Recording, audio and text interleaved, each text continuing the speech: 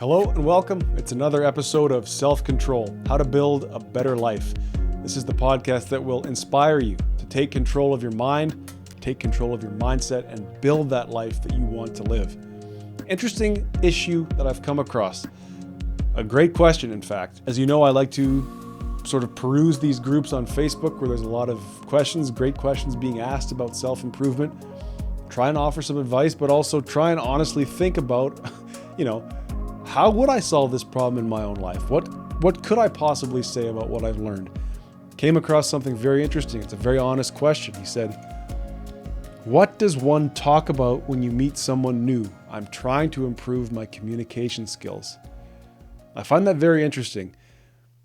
What do you talk about when you meet someone new? So it got me thinking about how I partake in conversations. And I guess what I'll say is I'll give a few tips on how you can improve your conversation based on just things I've learned. But I should also say that for someone that hosts a podcast and does all this talking, I still fail in communication situations sometimes. I still let conversations die. I guess I'd say I'm pretty hit and miss. So it really challenged me to think about maybe where I'm falling short. So you want to improve your communication skills. You want to be a better conversator. Well, I may not be the best example, but I'm going to try and give you a little bit of what I've learned so far. So I do hate to subscribe to binary, the introvert extrovert binary specifically, but I do think that talking constantly for hours hours on end in a group situation, that does drain me. I do lose some energy. I lose focus. I lose the gusto, the juice. And so maybe you could say I'm an introvert by somebody else's definition. But there are times when I'm in a conversational setting, especially with a lot of people, and I let the conversation die with me. I don't always keep it going. I don't always have something interesting to say. I find it more inviting to sort of roll back. But all that said, conversation is a fact of life. It's a necessity. And I think it's beneficial to work on it as a skill, right? It's going to improve your ability to think on your feet.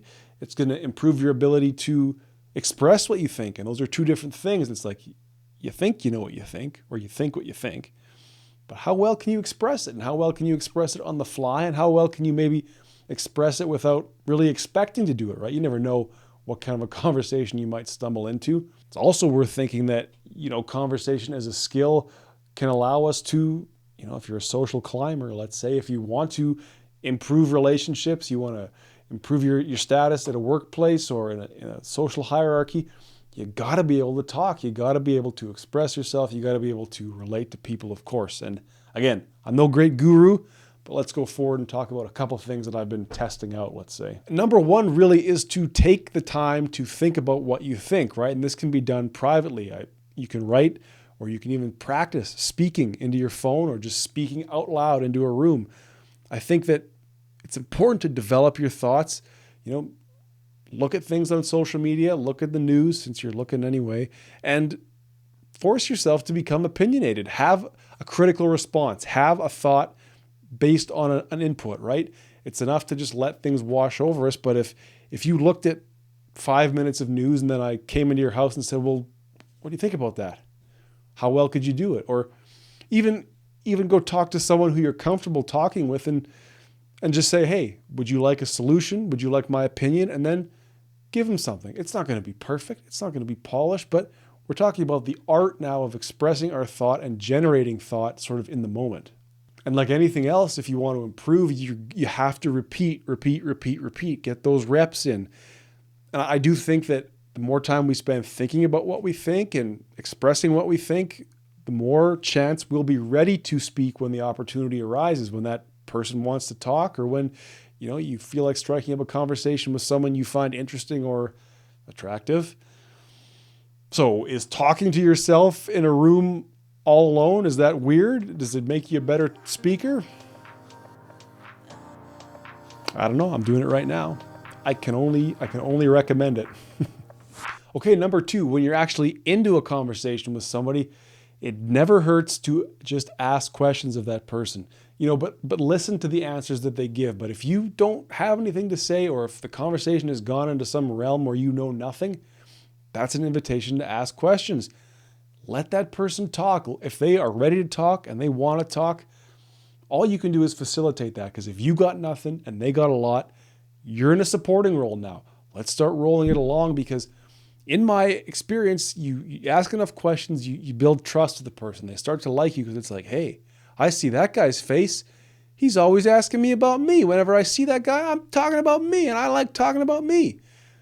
It is, for the most part, a good way to build trust and appreciation with that person. You know, the other day I was at a job. We were in the control room for a live sports broadcast, and I bumped into a guy who I used to work with quite closely. Hadn't seen him in a long time, and he stuck around and he wanted to have a conversation. So, okay, I knew some things about him, so I just started asking him some questions. And what it turned out was that, you know, he's a landlord. He owns multiple properties, so he's dealing with all of that, right? Tenants and plumbing and holes in the wall and crazy people smoking cigarettes in the basement. Well, I'm a tenant. I have a landlord.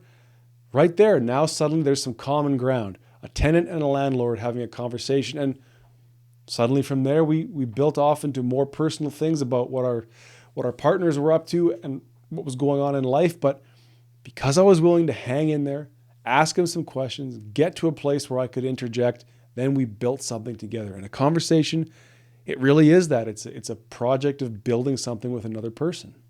And I would say in the early goings, questioning a person, asking a person about their life, about their interests, and listening for that moment where you can sort of slide in and relate, that's a great way to start that building. Okay, number 3, the third and final tip, and this is something I struggle mightily with, and it's, you know, some people do it effortlessly. I don't know if it hurts like it hurts me, but that is eye contact.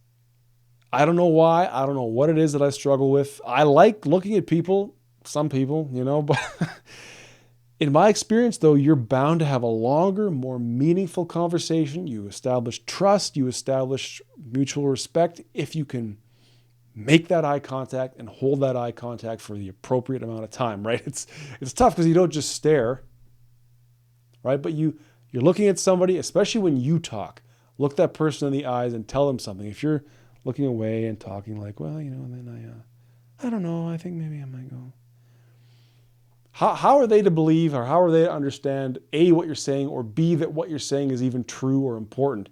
To face up to somebody and make eye contact, for me it's difficult, but it pays dividends when you're in a conversation. And so again, it really is like a muscle. It feels that way, right? For me to look somebody in the eyes while they talk, while I talk, it almost feels like working out a muscle that's weak, and I have to, okay, I got to break away. I can't look at this guy right now. Come back the next day you want to talk to that guy, or next week. Try and make a little more eye contact. And, you know, it is something that in the past people have sort of subtly made it known to me that they would have appreciated some eye contact, or that I don't make eye contact. And so I try to learn from that. Breathe deep, make eye contact, be upright, be trustworthy. Try and do it as best you can. I don't have much more advice for it than that, other than treat it like a muscle workout. Do it a little more every time. And I should say too, if you're in the business of dating and meeting people, eye contact is huge as far as romantic attraction goes. So keep that in mind. We want to feel as though we're being seen, we're being heard, and that we are in something together. Or what are you doing over there? You're not looking at me, so I don't know what you're doing. Anyway, I'm going to leave it there. 3 ways to improve your communication skills from someone who is trying to do the same himself. Take the time to think about what you think and express it. Don't be afraid to ask questions of people when you are talking to them. Wait and look and anticipate that common ground that you might be able to speak a little bit with. And make eye contact. Be seen, be heard, become trustworthy through your eye contact. Thank you for listening. Thank you for watching.